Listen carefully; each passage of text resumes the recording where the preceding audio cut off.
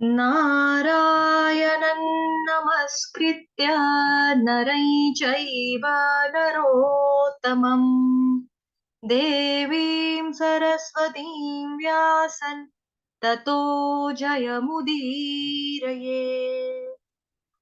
नष्टप्रायेष्व भद्रेषु नित्यं भागवत सेवया भगवत्युत्तम श्लोके भक्तिर्भवति नैष्ठिकी नाम संकीर्तनं यस्य सर्वपापप्रणाशनम् प्रणामो दुःखशमनस्तन्नमामि हरिं परम्। हरे कृष्णा, आप सभी लोगों का स्वागत है। आज के सत्र में हम पढ़ रहे हैं श्रीमद् भागवतम, उसका कैंटो फर्स्ट, अध्याय 1, मुनियों की जिज्ञासा, श्लोक संख्या 1। ओम नमो भगवते वासुदेवाय। ओम नमो भगवते वासुदेवाय। ओम नमो भगवते वासुदेवाय।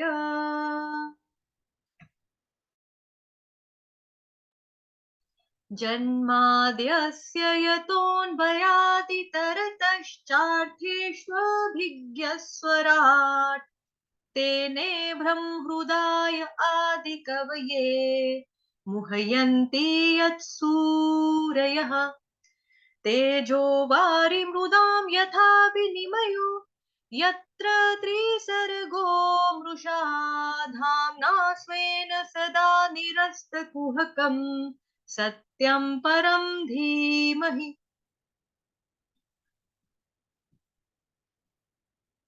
इसका हमने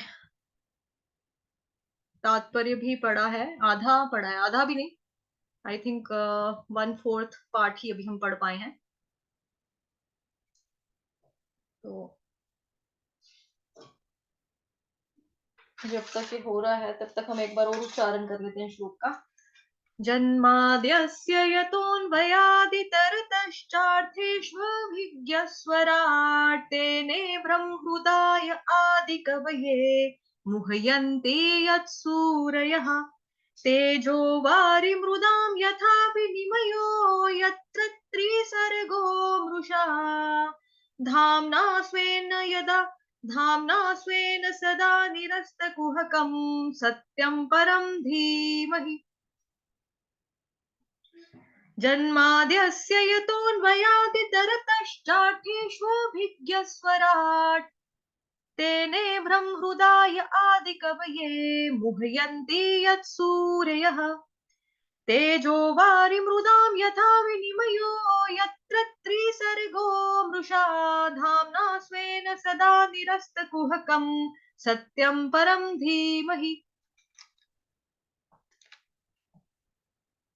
ठीक है, यहाँ हमने पढ़ा था तत्व मनुष्य को धीरे धीरे, ओके, हाँ, ये हमने कल पढ़ा था। ठीक है, हमने कल जहां पे एंड किया था वो ये था कि ये दिव्य कार्यकलाप इस ग्रंथ के 10वें स्कंध में विशेष रूप से वर्णित है, किंतु इसका सार तत्व प्राप्त करने के लिए मनुष्य को चाहिए कि वह धीरे धीरे ज्ञान विकसित करके क्रमशः आगे बढ़े। तो ये तात्पर्य हमने यहां तक पढ़ा था कल। ओम अज्ञानतिमिरान्धस्य ज्ञानाञ्जनशलाकया चक्षुरुन्मिलितं येन तस्मै श्रीगुरुवे नमः। श्रीचैतन्यमनोभीष्टं स्थापितं येन भूतले स्वयं रूपः कदा मह्यं ददाति स्वपदान्तिकं। वन्देऽहं श्रीगुरुः श्रीयुतपदकमलं श्रीगुरुन् वैष्णवांश्च श्रीरूपं साग्रजातं सहगण रघुनाथान्वितं तं सजीवं साद्वैतं सावधूतं परिजनसहितं कृष्णचैतन्यदेवं श्रीराधाकृष्णपादान् सहगण ललिता श्रीविशाखान्वितांश्च नमः। ओम विष्णुपादाय कृष्णप्रेष्ठाय भूतले श्रीमते भक्ति वेदांत स्वामिनिति नामिने नमस्ते सारस्वते देवे गौरवाणी प्रचारिणे निर्विशेष शून्यवादी पाश्चात्य देश तारिणे नमो महावदन्याय कृष्ण प्रेम प्रदायते कृष्णाय कृष्ण चैतन्य नामने गोत्युषे नमः। हे कृष्ण करुणा सिंधो दीनबंधो जगतपते गोपेश गोपिका कांत श्री राधा कांत नमोस्तुते तप्त कांचन गौरांगी श्री राधे वृंदावनेश्वरी वृषभानुसुते देवी प्रणमामि हरिप्रिये वाञ्छाकल्पतरुभ्यश्च कृपा सिन्धुभयेव च पतितानां पावनेभ्यो वैष्णवेभ्यो नमो नमः। जय श्री कृष्ण चैतन्य प्रभु नित्यानंद, श्री अद्वैत गदाधर श्रीवासादि गौर भक्त वृंद। हरे कृष्ण कृष्ण कृष्ण हरे हरे, हरे राम राम राम राम हरे हरे। हरे कृष्ण कृष्ण कृष्ण हरे हरे, हरे राम राम राम हरे हरे। जगत गुरु शिला प्रभुपाद की जय। तात्पर्य जगत गुरु शिला प्रभुपाद द्वारा शील प्रभुपाद की जय। श्री कृष्ण चंद्र भगवान की जय। ग्रंथराज श्रीमद् भागवतम महापुराण की जय। आप सभी लोगों का स्वागत है आज के सत्र में। तो श्लोक संख्या जिस पे हम चर्चा कर रहे हैं वो है कैंटो फर्स्ट अध्याय 1 श्लोक संख्या नंबर 1। उसका हमने कुछ तात्पर्य पढ़ चुके हैं और जहां पर हमने कल खत्म किया था वो ये है कि इसका सार तत्व प्राप्त करने के लिए मनुष्य को चाहिए कि वह धीरे धीरे ज्ञान विकसित करके आगे बढ़े। तो यहाँ से हमको सीखने के लिए एक चीज थी, क्योंकि भगवत गीता और श्रीमद् भागवतम जो है जिंदगी कैसे जीनी है और प्लस इन चीजों को कैसे अपनी जीवन में अप्लाई करना है, मतलब कैसे अप्लाई करना है उसके बारे में ये हमको बताता है, राइट। तो इसमें जहां जहां पे इंपॉर्टेंट चीजें हैं उससे हम भागवतम से पढ़कर हम सीख रहे हैं और हम कोशिश कर रहे हैं और करेंगे आगे भी कि अपनी जिंदगी में उन चीजों को प्रैक्टिकली अप्लाई करें, व्यवहारिक जीवन में उसको ढालें। तो जो चीज हमको यहाँ से सीखने को है मिल रही वो ये है कि डायरेक्ट जंप नहीं करना है।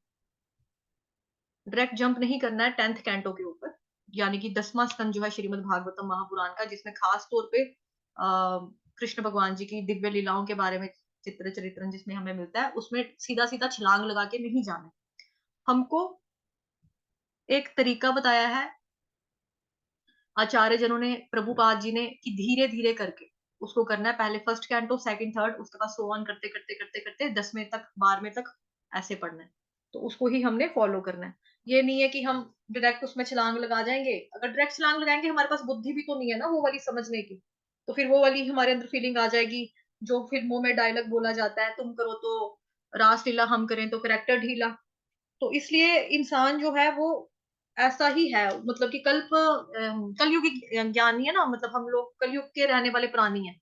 तो हमारा जो ज्ञान है वो वैसा ही है अभी, लेकिन धीरे धीरे करके जो हमें बताया जा रहा है स्टेप वाइज करके हमें आगे बढ़ना है। और दूसरा हमको इससे ये सीखने को मिल रही है प्रैक्टिकल चीज अप्लाई करनी जो जिंदगी में, कि हमको धैर्य रखना चाहिए। हमको धैर्य रखना चाहिए, ये हमारे लिए अप्लाई करने की चीज है कि हम जैसे यहाँ लिखा है धीरे धीरे ज्ञान को विकसित करके क्रमशः आगे बढ़े। भक्ति में आगे तो बढ़ना है, नो डाउट बढ़ना है आगे, लेकिन हमें उसमें जल्दबाजी भी नहीं करनी है कि हम सीधा छलांग लगा के कृष्ण को पकड़ लेंगे। ऐसा हो ही नहीं सकता। गुरु की कृपा जब तक नहीं होगी, जब तक हम ग्रंथों को अच्छे से नहीं पढ़ेंगे, श्रवण नहीं करेंगे, उसके बिना नहीं हो सकता। तो हमको अपने अंदर ये चीज लानी है सहन शक्ति की, मतलब सहने की शक्ति लानी है हमें। इम्पेशेंटली कुछ नहीं करना है, उसके लिए हमको पेशियंस जो है, पेशियंस एक बहुत बड़ा गहना है, उसको डेवलप करना है अपने अंदर। तो ये हमारे लिए प्रैक्टिकली अप्लाई करने की चीज है। आज का हम पढ़ते हैं। यह स्वाभाविक है कि चिंतनशील मनुष्य सृष्टि का उद्गम करना चाहता है। रात्रि में वह आकाश में तारों को देखता है और स्वाभाविक है कि वह उनके निवासियों के विषय में कल्पनाएं करता है। ऐसी जिज्ञासा मनुष्य के लिए स्वाभाविक है, क्योंकि उसमें चेतना विकसित है जो पशुओं की तुलना में उच्च है। यहां तक मैंने पैराग्राफ रीड कर लिया अभी, ठीक है, यहाँ पढ़ा, इतना पढ़ लिया मैंने। इसके ऊपर चर्चा करेंगे कि आकाश में तारों को जब इंसान देखता है तो क्या होता है कि उसके अंदर जिज्ञासा उठती है, क्यूरोसिटी जिसको बोलते हैं इंग्लिश में, कि यहाँ क्या, यहाँ इधर की दुनिया तो हम देख रहे हैं अपनी आंखों से कि यहाँ ये है वो है, लेकिन जब हम इंसान सोता है रात को, अभी अभी तो नहीं सोते हम लोग छतों के ऊपर, बाहर आंगन में, लेकिन कई कई जगहों पे गांव वगैरह में आज भी जो पुराने लोग हैं वो सोते हैं। जब इंसान रात को सोता है ऊपर देखता है आसमान में तो देखता है कि बहुत सारे तारे हैं वहां पे, तो फिर सोचता है यार ये दुनिया भगवान ने कितनी सुंदर बनाई है। हाँ तारे हैं तो क्या पता वहां पे भी दुनिया होती होगी, वहां के लोग कैसे दिखाई देते होंगे। तो ऐसी चीजें जो आती हैं उसके दिल में आती है, इंसान के मन में आती हैं। क्यों आती है? क्योंकि उसके अंदर चेतना है, चेतना। हम भी अगर जो जिंदा है, हम कुछ किसी चीजों का हमें फील फील होता है, दुख का, सर्दी का, गर्मी की अनुभूति जो होती है बेसिकली वो चेतना की वजह से ही होती है। तो जो इंसान होता है वही इस चीज की जिज्ञासा कर पाता है। तो आपने सुना होगा हितोपदेश का श्लोक है, श्रीमद् भगवत गीता भागवतम और जितने भी हमारे आचार्यगण हैं उनके मुंह से आपने जरूर सुना होगा। आहार निद्रा भय मैथुनम च समानमेतत् पशुभिर्नराणाम् धर्मो हि तेषाम् अधिको विशेषो धर्मेण हीनाः पशुभिः समानः। सबने सुना है। तो इसमें खास चीज क्या है? धर्म। धर्म जो है वो खास है। भगवान के बारे में जो इंसान सोचता है वो बात खास है। अदरवाइज मनुष्य जो है वो पशु ही है जो इस चीज के बारे में नहीं सोचेगा। तो एक धर्म ही ऐसी चीज है जो मनुष्य को अलग करता है। किससे अलग करता है? जानवरों से, पशुओं से अलग करता है। ये महाभारत में भी है मेंशन, ये श्लोक दिया हुआ है, और हितोपदेश जैसा कि मैंने नाम बताया वहां पर भी, और हमारे लिए बहुत कॉमन श्लोक है। हम लोग भक्ति में अभी आ, मतलब प्रैक्टिस कर रहे हैं, और श्रवण रेगुलरली नियमित रूप से हम लोग करते हैं आचार्यों का, और टेम्पल में जाते हैं वहां पर भी सुनते हैं। प्लस जो हमारे सीनियर डिवोटीज होते हैं, जिन जो हमारे शिक्षक गुरु होते हैं, गुरु महाराज होते हैं, उनके मुंह से हम ये श्लोक बहुत बार सुन चुके हैं। ठीक।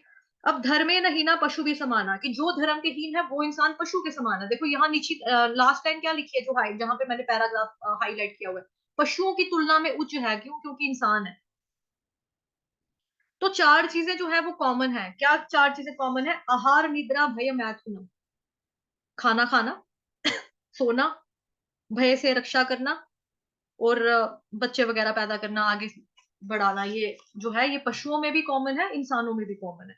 ये चार एक्टिविटीज एनिमल जो है इनफैक्ट हम लोगों से ज्यादा अच्छी तरह से कर लेते हैं। कैसे? जैसे हम लोग खाना खाते हैं, वो लोग भी खाना खाते हैं। अब हम लोगों को खाने में ना चॉइस भी बड़ी चाहिए होती है। हम लोगों के नखरे भी बड़े होते हैं। किसी किसी के घर में हम टिंडे नहीं खाएंगे, घिया नहीं खाएंगे, हमको पिज्जा चाहिए, हमको बर्गर ला के दो, बोलते हैं ना घरों में ऐसा।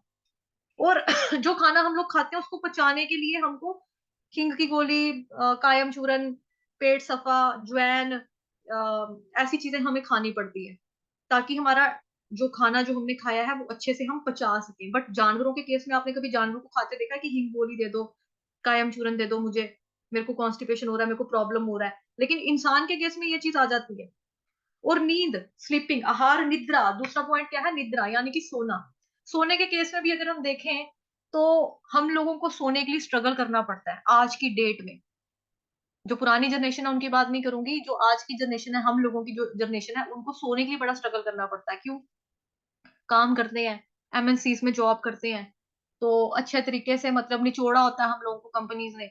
उसके बाद प्रेशर होता है बॉस का, ऑफिस का, कोई क्लाइंट है उसका प्रेशर होता है। फिर उसके बाद जी हमको टारगेट्स मिलते हैं कंपनीज में, उसको अचीव करने का हमारे दिमाग में प्रेशर होता है, स्ट्रेस होता है। प्लस हमारी जो अपनी खुद की जो जिंदगी होती है, जो हमारे फैमिली वाले होते हैं, हम उनको समय नहीं दे पाते, एक वो कारण भी होता है। बच्चों को समय नहीं दे पाते, अपने लाइफ पार्टनर को टाइम नहीं दे पाते। तो धीरे धीरे क्या होता है, स्ट्रेस होता है, डिप्रेशन होता है, तो फिर हम लोग क्या करते हैं, नींद की गोलियों का सहारा लेते हैं, स्लीपिंग पिल्स जिसको बोलते हैं इंग्लिश में, वो लेते हैं। लेकिन जानवरों को कभी नहीं देखा कि वो कहीं बोल रहा है मेरे को नींदर नहीं आती, मुझे नींद नहीं आ रही। गाड़ी के टायर के नीचे भी वो लोग, मतलब गाड़ी के नीचे भी सो जाएंगे आराम से, पेड़ की छाया कहीं दिखेगी वहां पे सो जाएंगे, मजे से सोएंगे। तो लोग, कई बार इंसान होता है वो सोचता है यार कुत्ते की जिंदगी देखो कितनी अच्छी है, और ये खाओ और सो जाओ, खाओ और सो जाओ, इनको है क्या करने के लिए? कुछ नहीं है, हमको कितना स्ट्रगल करना पड़ता है। तो उस वे में भी अगर हम देखें, आहार निद्रा, आहार का केस भी जानवरों का ज्यादा ठीक, मतलब उनको टेंशन नहीं है, सोने का भी उनको टेंशन नहीं है, सो जाते हैं। हमको सोने के लिए भी चाहिए बड़ा, क्योंकि कुछ लोग तो इतने ज्यादा होम सिक होते हैं, अपने घर के अलावा कहीं सो नहीं सकते, अपना ही पिल्लो चाहिए, अपनी ही बेडशीट चाहिए, अपना रूम चाहिए सोने के लिए, रूम शेयर नहीं कर सकते, मैं किसी के साथ नहीं सोचता, ऐसे ऐसे कहते, मतलब बोल देते हैं। लेकिन जानवरों के केस में ऐसी चीज नहीं होती, वो सो जाते हैं अपना मजे से, उनकी गाड़ी चलती रहती है अपना। वो नहीं कहते कि हमको 3 BH के अपार्टमेंट चाहिए, हमको करियर चाहिए, हमको डिग्री चाहिए ना। तो स्ट्रगल फॉर एग्जिस्टेंस जो है उनके केस में ज्यादा अच्छा है। और अगर हम लोग मेटिंग की बात करें आपस में, मतलब कि जैसे मैथुनम मेटिंग की बात करें, तो उसमें क्या होता है कि आजकल जो दुनिया है, उन लोगों के केस में बच्चा पैदा करना जो है एक बहुत बड़ा एक इशू है एक तरह का, कि कैसे होगा, क्या करेंगे। मतलब पहले जब शादियां होती हैं, पहले तो शादी ही लेट उम्र में करते हैं, कि हम सेटल होंगे तो ही हम शादी करेंगे, अपने पैरों पे स्टैंड होंगे। लड़की होगी वो कहेगी मैं इंडिपेंडेंट होगी, मैं फिर शादी करूंगी, मैं डिपेंडेंट नहीं होना चाहती, अपने हस्बैंड के आगे हाथ नहीं फैलाना चाहती कि मेरे को पैसे दो, मैं अपना करियर पे पूरा खुद फोकस करूंगी।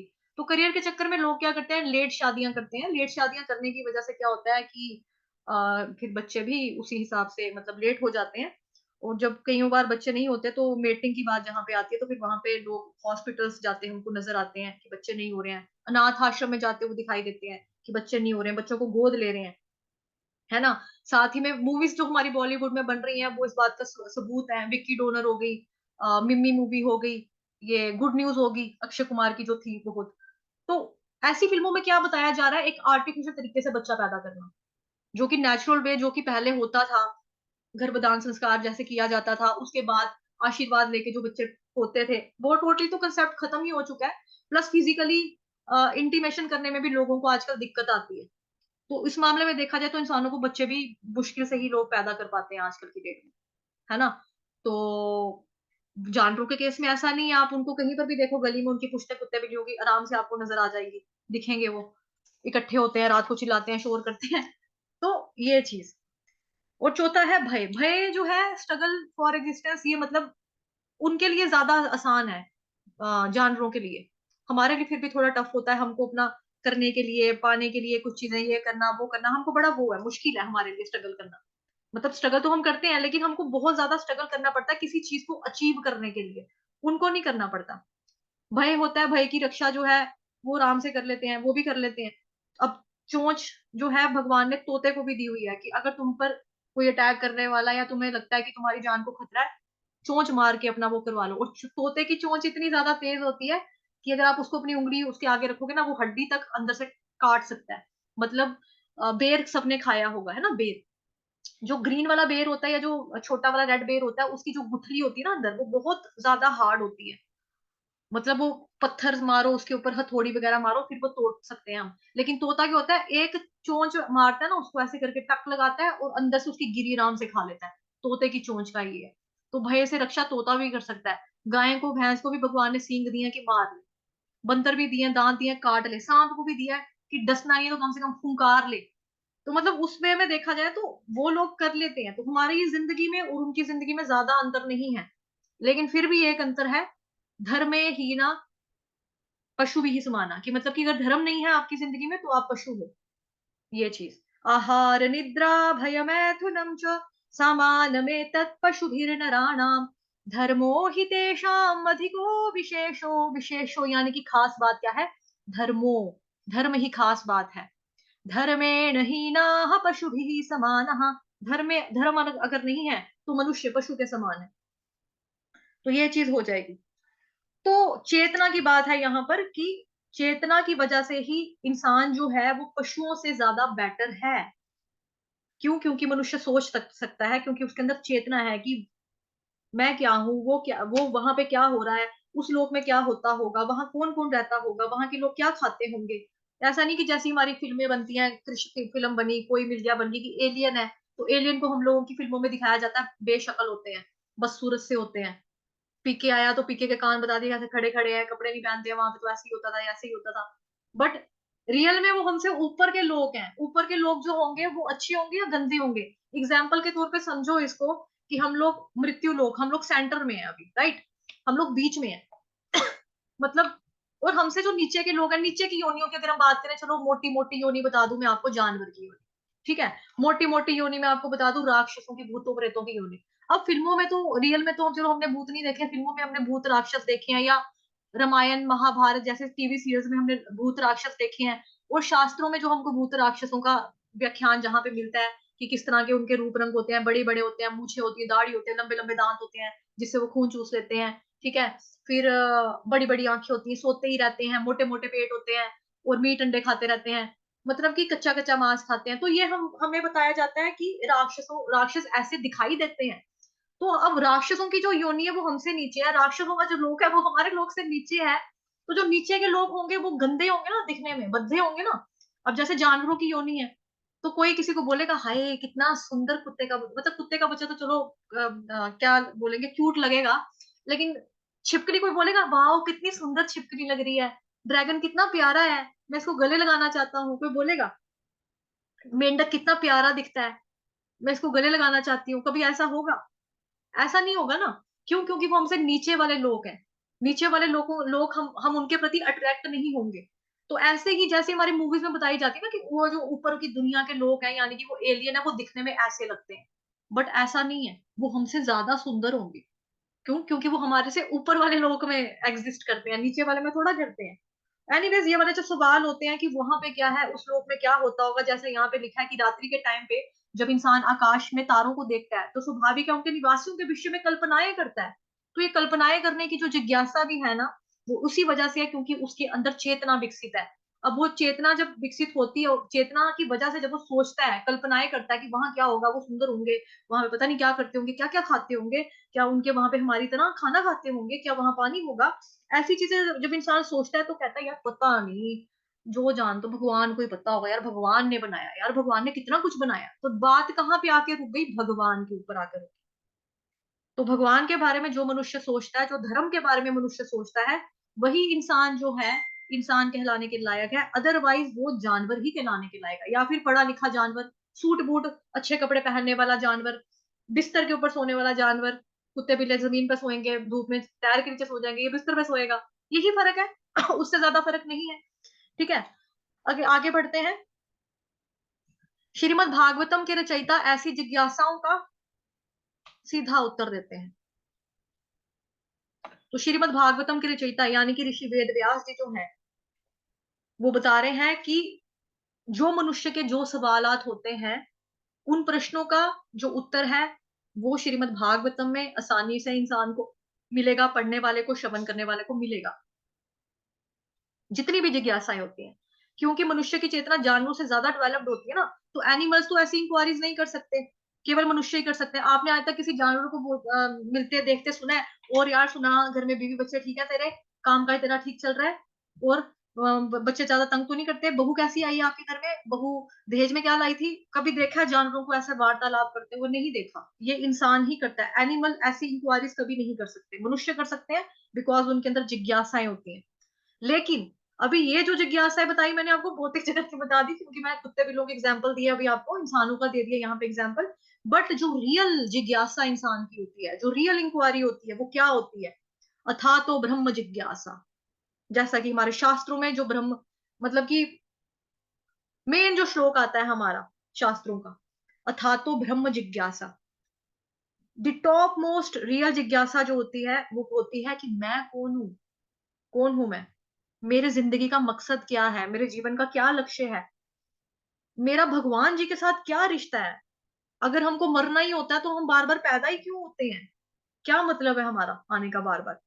जब ऐसे वाले क्वेश्चंस हमारे दिल के अंदर होते हैं, चेतना की वजह से जिज्ञासा जब हमारी ये वाली उठती है ना, फिर हम इन प्रश्नों का उत्तर ढूंढने की कोशिश करते हैं। तो ये जिज्ञासा जो है, वास्तव में यही जिज्ञासा जिज्ञासा कहलाने वाली होती है। और इन सभी चीजों के उत्तर, आंसर जो हैं, वो हमें श्रीमद् भागवतम महापुराण के अंदर मिलते हैं। अब क्या है यहाँ पर दूसरी लाइन, वे कहते हैं कि भगवान कृष्ण ही समस्त सृष्टियों के उद्गम है। भगवान कृष्ण ही समस्त सृष्टियों के उद्गम है। ओके, ठीक है प्रभु जी, कोई बात नहीं। तो भगवान ही सारी सृष्टियों के रचयिता है। अब सिर्फ क्रिएशन ही नहीं करते हैं भगवान, डिस्ट्रक्शन भी करते हैं। वो भी भगवान जी के अंडर ही होता है। जैसे ब्रह्मा विष्णु महेश के लिए बोलते हैं कि ब्रह्मा जी क्रिएशन करते हैं, विष्णु जी मेंटेनर है, और महेश यानी कि शिव जी भगवान जो है वो डिस्ट्रक्शन करते हैं। लेकिन देखा जाए तो शिव जी जो है वो सेकेंडरी कॉज है, प्राइमरी कॉज जो इमीडिएट कॉज है, मतलब शिव जी। लेकिन जो प्राइमरी कॉज है वो कौन है? वो केवल और केवल कृष्ण भगवान है।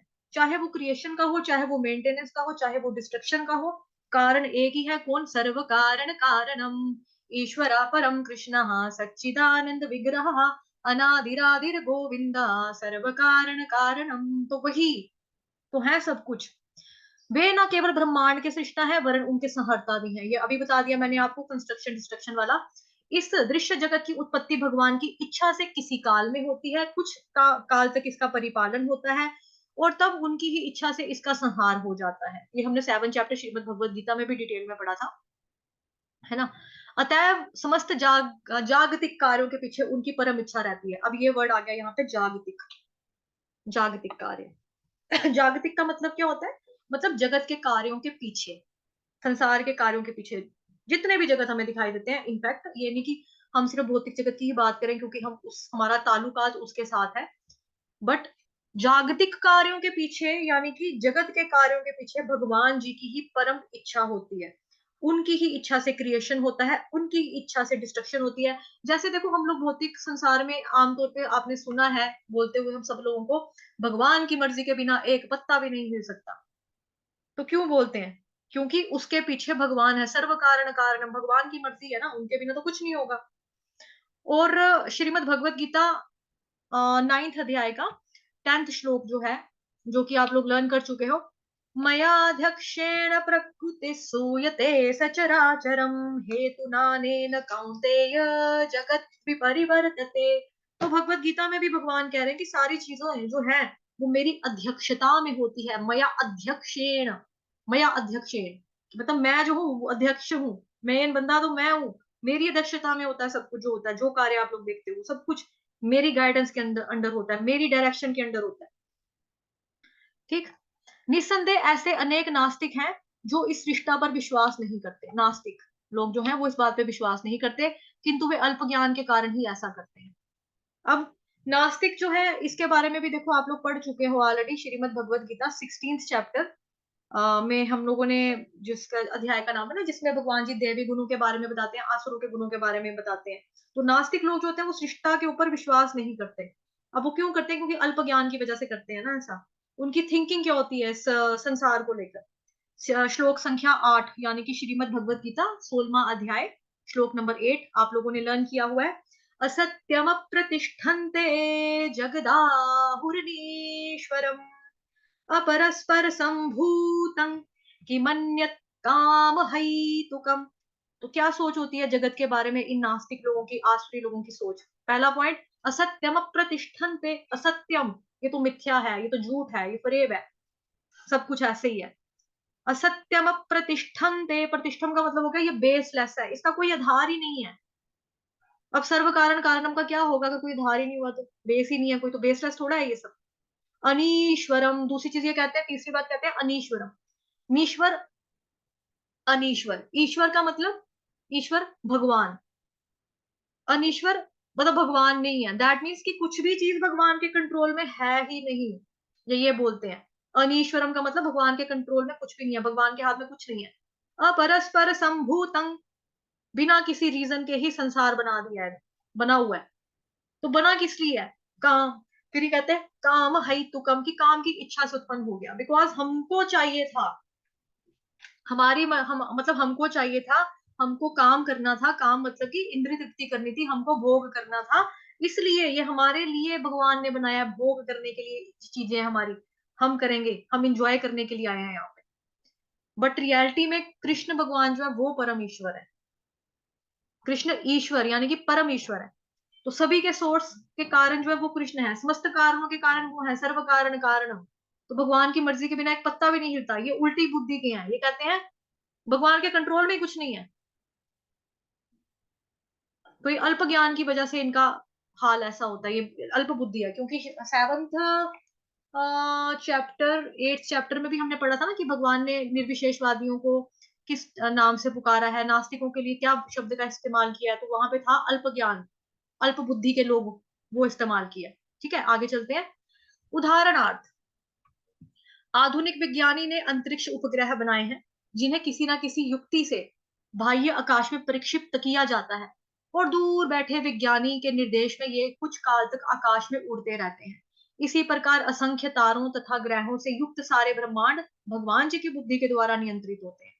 तो इसमें तो एग्जाम्पल में समझाने वाला कुछ खास नहीं है, फिर भी थोड़ा सा बता देती हूँ कि ये क्या है। बताया जा रहा है, यहाँ पर बताया जा रहा है कि एग्जाम्पल दी है इन्होंने, प्रभुपाद जी ने हमें, कि साइंस की दुनिया में जो साइंटिस्ट लोग होते हैं वो अंतरिक्ष उपग्रह वो बनाते हैं किसी ना किसी युक्ति से, बाहरी आकाश से उसको, जैसे हम यहाँ से रॉकेट वगैरह भी छोड़ते हैं, जैसे यहाँ से एरोप्लेन भी उड़ते हैं, मान लो, मतलब कि हल्की एग्जांपल में आपको मतलब कि मोटा मोटा समझाती हूँ। उसमें क्या है कि जैसे एक जहाज भी अगर उड़ता है आसमान में, तो उसका जो कंट्रोल होता है वो तो नो डाउट पायलट के हाथ में तो होता ही होता है, लेकिन फिर भी कुछ चीजें ऐसी होती हैं जो एयरपोर्ट पे जो बंदे देख रहे होते हैं, जिनके हाथ में चीजें होती हैं, वो उसको पूरा देख लेते हैं। जैसे जहाज हाईजैक होते हैं, कैसे पता चलता है? जहाज को कहीं उतरना होता है, लेकिन वो गलती से कहीं पर और उतर जाता है, या मतलब कि किसी कारणवश कहीं पे और उतर जाता है ना? वो कैसे पता चलता है? जैसे जैसे देखो, हम लोग मोबाइल यूज करते हैं, या फिर हम कभी मशीनरी कुछ यूज करते हैं कभी कभार, है ना? तो कभी कभार क्या होता है कि हमको वो मशीन चलानी नहीं आती, तो हम लोग क्या करते हैं, टोल फ्री के नंबर के ऊपर कॉल करते हैं, सर्विस सेंटर जिसको बोलते हैं, हम लोग वहां पे कॉल करते हैं। तो वो आगे से हमको गाइड करते हैं, यहाँ ये दबा दीजिए, ये दिख रहा है, अब आप ये दबा दीजिए, मोबाइल को रिस्टार्ट कीजिए, हाँ जी, आपकी जो परेशानी थी उसका समाधान हो गया। तो ये चीजें बाहर से कोई कर रहा है ना, अंदर बैठ के तो नहीं कर रहा। जहाज में तो मैं बैठी हूँ, मैं चला रही हूँ, लेकिन मेरे को नहीं आ रहा, नहीं पता लग रहा। आपने एक और मूवी में देखा होगा, धमाल फिल्म में, जब जहाज वो लेकर जाते हैं चलाने के लिए, पप्पा जी वाला नहीं होता एक सीन, आशीष का, जो जहाज चलाते हैं, उड़ाते हैं, तो फिर उसमें उनको चलाना नहीं आता, वो कहते हैं पायलट मर गया जहाज का, अब हम क्या करें, हमको नहीं आता है। वो कहते हैं ये बटन दबाओ, ये बटन दबाओ, ये किया। तो ऐसे ऐसे करके जो गाइड भी करते हैं, वो कौन सी दुनिया से कर रहे हैं? बाहरी जगह से कर रहे हैं। तो उसी तरह से क्या हो रहा है कि भगवान जो है, असंख्य तारों तथा ग्रहों से युक्त ब्रह्मांड जो है, वो किसकी दिमाग से चल रहा है? भगवान जी की बुद्धि से चल रहा है। उसी के द्वारा वो कंट्रोल हो रहे हैं। भगवान जी की बुद्धि से ही सब चीजें चल रही हैं। भगवान ही हर चीज के कारण है। ये चीज बार बार आ रही है। आप लोग सोचोगे बार बार एक ही बोल रहे हैं, सर्व कारण कारणम, सर्व कारण कारणम, बट आप लोग खुद देखिए कि कितनी बार ये शब्द आ चुका है ऑलरेडी, कि कारण जो है वो है ही भगवान है। तो अगर आपको ये भी लगे, बाई चांस लगे कि बार बार एक ही बात रिपीट हो रही है लेक्चर में, बट देखो ना, है ही वही, सर्व कारण कारणम, सर्व कारण कारणम। ईश्वर परम कृष्ण सच्चिदानंद विग्रह, अनादिरादिर गोविंद, सर्व कारण कारणम। तो वही तो है जिसके बारे में हम चर्चा कर रहे हैं। तो यहाँ पर भी वही एग्जाम्पल में भी वही लिखा है कि सब कुछ तो हो रहा है भगवान की बुद्धि के द्वारा हो रहा है, और भगवान की बुद्धि के द्वारा नियंत्रित हो रहा है। अभी यहाँ पे किसकी बात कर रहे हैं? मैंने आपको भौतिक जगत में, क्योंकि हमने देखा है एरोप्लेन वगैरह चीजें देखी है, फिल्म में देखा, तो हम उसको कनेक्ट कर सकते हैं कि हाँ, ऐसा हमको गाइडेंस मिलती है बाहर से, टोल फ्री नंबर से हम लोगों को कुछ समझाता है। लेकिन असंख्य तारों और ग्रहों से युक्त के बारे में हम कल्पना कैसे कर सकते हैं? इस एग्जाम्पल के थ्रू ही कनेक्ट हो सकता था। असंख्य तारों तथा ग्रहों से युक्त सारे ब्रह्मांड भगवान की बुद्धि के द्वारा ही नियंत्रित होते हैं। पीछे जो मास्टरमाइंड है, वो मास्टरमाइंड कौन है? कृष्ण भगवान। सर्व कारण कारणम वही है, और तो कोई है नहीं। तो जो कुछ भी होता है उन्हीं की मर्जी से होता है, कृष्ण भगवान की विल से होता है। अब यहाँ पर भी हमारे लिए सीखने के लिए चीज है। तो जैसा कि मैंने कहा था, भागवतम, जो भगवत गीता भागवतम है, ये हमको सीखने के लिए ही है, मतलब कि सिखाने के लिए ये सब कुछ, कि हमको कैसे प्रैक्टिकली अपनी लाइफ में चीजें लानी है, ढालनी है। तो एक और पॉइंट बता रही हूँ यहाँ पे, हमारे लिए क्या सीख है, सीखने के लिए हमको क्या मिल रहा है। जो चीजें हमारी जिंदगी में होती है ना, उसमें समहाउ कहीं ना कहीं, कैसे तैसे भी, कृष्ण भगवान का ही हाथ होता है, चाहे डायरेक्टली चाहे इनडायरेक्टली, उनका ही हाथ, उनकी ही मर्जी होती है। हम लोगों के केस में क्या होता है कि हम लोग अपना प्रेजेंट देखते हुए फ्यूचर बनाते हैं। जैसे मानो कि मुझे टीचर बनना है, तो मैं बीएड का कोर्स करूंगी। किसी को डॉक्टर बनना है, तो वो बच्चा मेडिकल रखेगा पहले, है ना, सब्जेक्ट्स में, 10th के बाद पास करके 11th 12th में मेडिकल रखेगा, फिर एंट्रेंस क्लियर करेगा, क्लियर करने के बाद ट्रेनिंग करेगा, एमबीबीएस वगैरह, ऐसे आगे आगे बढ़ेगा। लेकिन कृष्ण भगवान जो है, वो हमारे भविष्य को देखते हैं, और प्रेजेंट सिचुएशन जैसी भी होती है ना, उसको मोल्ड भी कर देते हैं, मोड़ देते हैं, हालात को ही मोड़ देते हैं। ये है कृष्ण भगवान। क्यों? क्योंकि कृष्ण भगवान को ऑलरेडी हमारे भविष्य के बारे में पता होता है। वो हमारे प्रेजेंट सिचुएशंस को उसी हिसाब से बनाते हैं। तो हर जीव आत्मा के पीछे कृष्ण का ही हाथ होता है। उनकी सैंक्शनिंग जो होती है चीजों की, वो भी कृष्ण भगवान के ही हाथ में होती है। जैसे ये लिखा है, वैदिक साहित्य में कहा गया है कि परम सत्य पुरुषोत्तम भगवान समस्त पुरुषों में प्रधान है। प्रथम सृजित जीव ब्रह्मा से लेकर एक छोटी चींटी तक सारे जीव ही जीव हैं।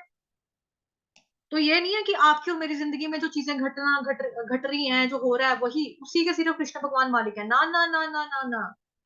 ब्रह्मा जी से लेकर प्रथम जीव जो है, यानी कि सृजित जो क्रिएटर है, जीव ब्रह्मा, ब्रह्मा जी जो कि चार मुखों वाले चतुरानन ब्रह्मा जी हैं, उनसे लेकर हम हमसे लेकर छोटी से छोटी चींटी तक सारे जीव ही जीव हैं। इन सबको कंट्रोल करने वाले जो है भगवान है। सैंक्शनिंग के बिना, बिना भगवान की अप्रूव जो कोई, मतलब भगवान की क्या बोलेंगे, अगर किसी चीज को भगवान अप्रूव नहीं करते तो वो चीज नहीं होती है। तो विल और सैंक्शन होती हैं दो चीजें, लेकिन इन दोनों में डिफरेंस होता है। और भय, भय किसका नाम होता है? भय नाम होता है कि जब हमारी विल, कृष्ण भगवान की विल दोनों अलग अलग हो, मतलब हमारी मर्जी कृष्ण की मर्जी दोनों अलग अलग हो जाए, तो हमको भय पैदा हो जाता है। तो कृष्ण भगवान का प्लान कुछ और है, और अगर हम भगवान के प्लान के हिसाब से काम नहीं करेंगे तो फिर हम सफर करते हैं। तो इच्छा और मंजूरी में डिफरेंस होता है। तो भगवान की इच्छा यह है कि हम लोग भक्ति करें, भगवान के पवित्र नाम का जाप करें, भगवत गीता पढ़े, श्रीमद् भागवतम पढ़ें, श्रवण करें, और फिर हम भगवत नाम में वापस आ जाए। लेकिन हम लोग उल्टे होते हैं। हमारी इच्छा क्या होती है? हमारी इच्छा होती है कि भक्ति नहीं करेंगे, हमको भौतिक संसार में ही पड़े रहना है, यहीं पे गलना है, सड़ना है ना, हमें यहाँ पे रहकर कुछ करना है, नाम कमाना है, लेकिन भक्ति नहीं करनी है, अध्यात्म से जुड़ी कोई चीज नहीं करनी है। लेकिन भगवान के अप्रूवल के बिना कुछ भी नहीं होता।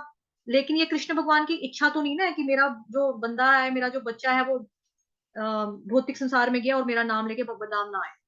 अब किसी को चोरी करनी है या मर्डर करना है, लेकिन भगवान की मर्जी थोड़ा है कि मेरा मेरा जो बच्चा है वो चोरी करे जाकर, किसी का खून करे जाकर, भगवान तो वो नहीं चाहेंगे ना।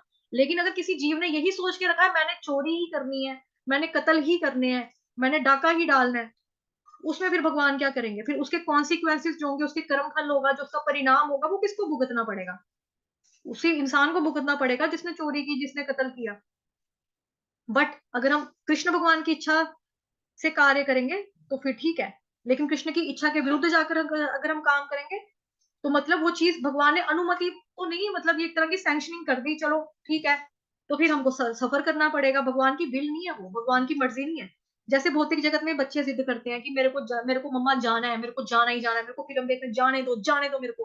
तो उसके मम्मी पापा के चल ठीक है जा फिर, लेकिन उनकी विल तो नहीं ना होती कि हमारा बच्चा लेट नाइट जाके शो देखे, या कोई गर्लफ्रेंड बॉयफ्रेंड का बनाए रखे। लेकिन कोई ना ही माने, भले ही जिद्दी के ऊपर आ जाए, तो मम्मी पापा कहेंगे ठीक है, जो खाना है खाओ, जो करना है करो, जो मर्जी करो, जाओ। बस वो अप्रूव कर देते हैं, बट विल नहीं होती उनके अंदर। तो कृष्ण भगवान की मर्जी से कार्य कैसे हो सकते हैं जब हम भक्तों के संग में रहते हैं? भगवत गीता में उनकी इंस्ट्रक्शंस हैं लिखी हुई, धर्म का पालन करेंगे, गुरु के मार्गदर्शन में रहकर ही ये चीजें जो है सारी की सारी पॉसिबल है। तो जिंदगी में उतार चढ़ाव सबकी आएंगे, तो याद रखना है कि हमको घबराना नहीं है। जो कुछ हो रहा है वो टेम्पररी है, कृष्ण के हाथ में ही सब कुछ है, उन्हीं की अनुमति से सब कुछ हो रहा है। हो सकता है भगवान ने मेरे लिए इससे ज्यादा अच्छा या बड़ा सोचा हो, है ना, या फिर मेरे लिए, मुझे भगवान अच्छा बनाना चाहते हैं, कुछ सिखाना चाहते हैं ताकि मैं स्पिरिचुअली ग्रो करूं, मैं इंप्रूव करूं, तब करके, ताकि मैं अपनी लाइफ में कुछ कमा सकूं, है ना। तो कृष्ण भगवान कभी भी किसी को ऐसी सिचुएशन में नहीं डालेंगे जो इंसान सहन ना कर पाए। एक्चुअली वो हमको स्ट्रांग बनाते हैं। तो ये हमारा आज का था, समझने वाली चीजें। अभी समय जो है वो <1 रह चुका है, मैं फटाफट प्रार्थना गाऊंगी, समापन प्रार्थना। ओम पूर्णमदम पूर्णमिदम, सॉरी, ओम पूर्णमदः पूर्णमिदं पूर्णात् पूर्णमुदच्यते पूर्णस्य पूर्णमादाय पूर्णमेवावशिष्यते। ओम शांति शांति शांति। हरे कृष्णा। किसी का कोई प्रश्न है तो बोल सकता है, हैंड रेस भी कर सकते हैं, मैं सबको अनम्यूट कर देती हूँ। हरे कृष्णा। हरे कृष्णा, बताइए। हरे कृष्णा। हरे कृष्णा।